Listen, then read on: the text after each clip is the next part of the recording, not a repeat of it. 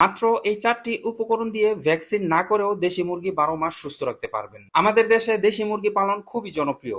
বিশেষ করে বাড়ির গৃহিণী যারা আছেন তাদের আয়ের অন্যতম একটি মাধ্যম হচ্ছে দেশি মুরগি পালন করা। এই দেশি মুরগির ডিম বিক্রি করে তারা নিজেদের বা সন্তানদের অথবা সংসারের ছোটখাটো চাহিদা পূরণ করে থাকেন। তাই দেশি মুরগি পালনটাকে কোনোভাবেই ছোট করে দেখার সুযোগ নেই।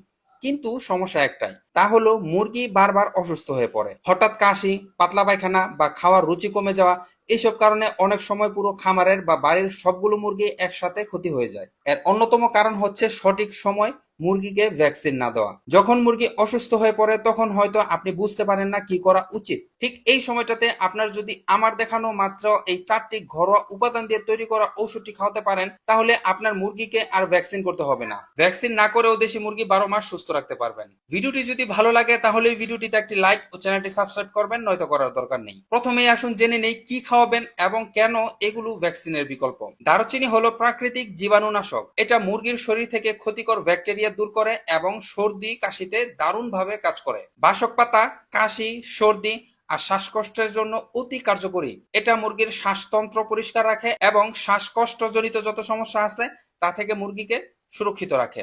লেবুতে আছে প্রচুর পরিমাণে ভিটামিন সি, যা মুরগির রোগ প্রতিরোধ ক্ষমতা বাড়ায়, শরীরের সতেজ রাখে, হজম শক্তিও ভালো করে। আপনার মুরগিকে যদি ছোট থেকে লেবুর রস খাওয়াতে পারেন তাহলে আর কখনোই মুরগিকে ভ্যাকসিন দেওয়ার দরকার পড়বে না। আপনি এইভাবে আপনার মুরগি পালন করতে পারবেন। আর সরিষা হলো প্রাকৃতিক টনিক। অল্প পরিমাণ সরিষা মুরগির ক্ষুধা বাড়ায়, হজম শক্তি ঠিক রাখে আর ঠান্ডা শীতে শরীর গরম রাখে। এই তো আর কিছুদিন পর থেকেই শীত শুরু হবে, এখন বর্ষাকাল চলতেছে। তখন যদি আপনি আপনার নিয়মিত খাবারে কিছু পরিমাণ সরিষা রাখতে পারেন তাহলে কিন্তু মুরগির কখনোই ঠান্ডা রাখবে না, মুরগির শরীর সবসময় গরম থাকবে। তো উপকরণগুলো তো জেনে নিলাম, এবার জানবো ঔষধটি কিভাবে বানিয়ে মুরগিকে খাওয়াবেন, কারণ এটাই হচ্ছে আসল। এইখানে একটু ভুল হলেই কিন্তু আপনার মুরগি আরো বেশি অসুস্থ হয়ে যাবে।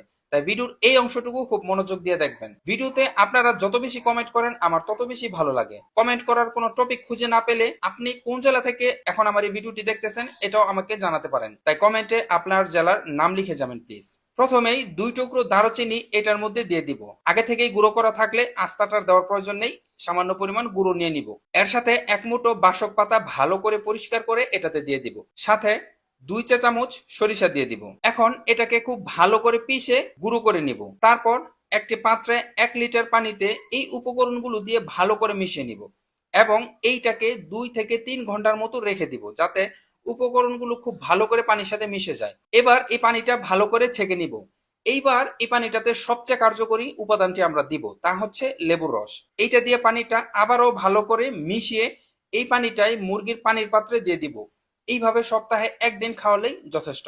মাত্র 4 বার খাওয়ানোর পরেই দেখবেন আপনার মুরগির রোগ প্রতিরোধ ক্ষমতা অনেক গুণ বেড়ে গেছে, যেটা আপনি নিজের খালি চোখে দেখলেও বুঝবেন। কোনো রোগ বালাতেই আর আপনার মুরগি মারা যাবে না ইনশাল্লাহ। এইভাবে ঘরে বসেই আপনি বানিয়ে ফেলতে পারবেন দেশি মুরগির প্রাকৃতিক ভ্যাকসিন।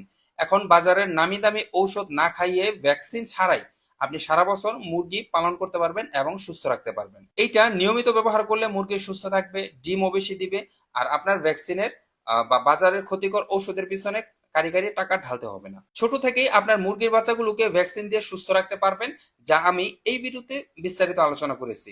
ভিডিও লিংক ডেসক্রিপশন ও পিন কমেন্টে দেওয়া থাকবে। ভিডিওর এই পর্যন্ত দেখার পরেও যদি আপনার কোথাও বুঝতে সমস্যা হয় তাহলে নির্দ্বিধায় আমাকে কমেন্টে জানাবেন, আমি আপনার কমেন্টে রিপ্লাই করব ইনশাআল্লাহ। ভিডিওটি যদি ভালো লাগে তাহলেই আমার ভিডিওটিতে একটা লাইক ও চ্যানেলটি সাবস্ক্রাইব করবেন, নয়তো করার দরকার নেই। সবাই ভালো থাকবেন, আমার জন্য দোয়া করবেন আর আমার ভিডিওতে বেশি বেশি কমেন্ট করবেন। আসসালামু আলাইকুম।